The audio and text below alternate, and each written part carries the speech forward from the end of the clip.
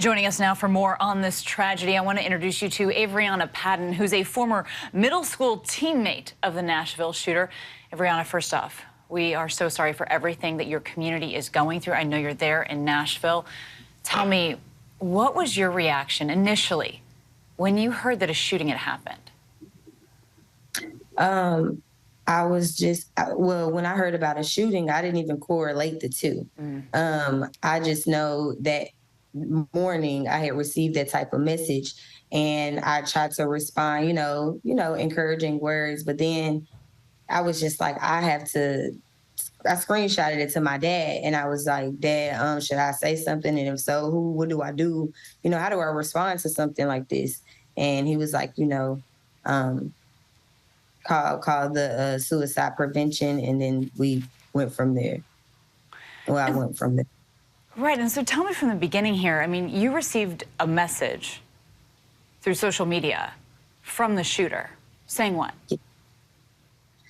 She said that, would you like for me to read it verbatim? Sure. Okay. All right, she said, so basically that post I made on here about you, that was basically a suicide note. I'm planning to die today. This is not a joke. You'll probably hear about me on the news after I die. This is the last goodbye. I love you. See you again in another life, Audrey. And then It's more to it. I mean, that's horrifying. And that message came to you at 9:57 in the morning. Is that right? Yes. And then you told your dad just a few minutes later? I screenshotted it to him. And then you called the suicide prevention hotline? Yes. And you're taking all these actions, and you were taking them quite quickly. Did you feel like you were doing it fast enough at the time? Yeah. I was just doing what I was told on the phone. Right. And so what did the suicide prevention hotline tell you? They asked me, was I the person that needed the assistance? And if not, they would need the person that needed the process or assistance to be on the phone. And then they suggested me to call the sheriff's department. So they pointed you to the sheriff's department, which you also called them, right? Around 10:14. Let me just confirm that for you.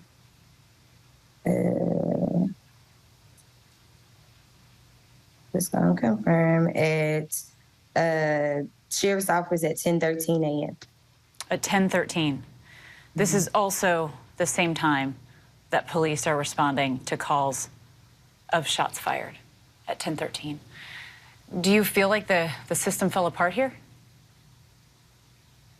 I'm not here to point any fingers. All I know is here to tell my process, my story. This is what happened. Right.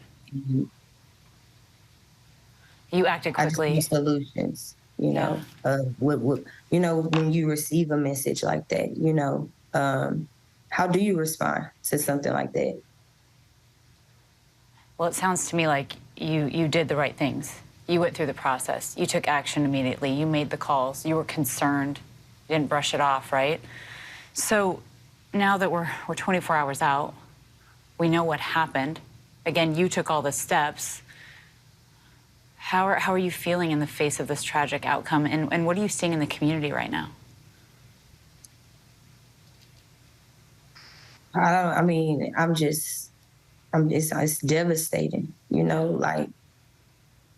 it's mind blowing. Like, I'm just still trying to process it into my city. Like, I'm here with you. I'm walking this with you, it's just devastating. It's truly devastating, like unbelievable. Why did the shooter reach out to you? I know that you played basketball together when you were younger. You weren't that close as adults, right? So why were you reached out to? I'm still trying to figure that out. I'm asking God the same thing. Like, I just still don't. I don't know. It's hard at a time like this, right? When we have so many more questions than we have answers. Yeah, because it's just like, I'm just blown away. Like, I'm just like, I can't believe this. I truly can't. you know, and to find out like later it was tied to what I was calling about. It's just like crazy. Right at the same time. Have you spoken with police since? I have spoken with the investigation team, yes. So you're working with them as they try to unpack this? I spoke with them, yes. Yeah. Averianna, I mean, thank you so much for your time. And I know that you feel like this is a heavy burden to bear right now, but we really appreciate you sharing your story and taking all the steps that you took and taking them so quickly.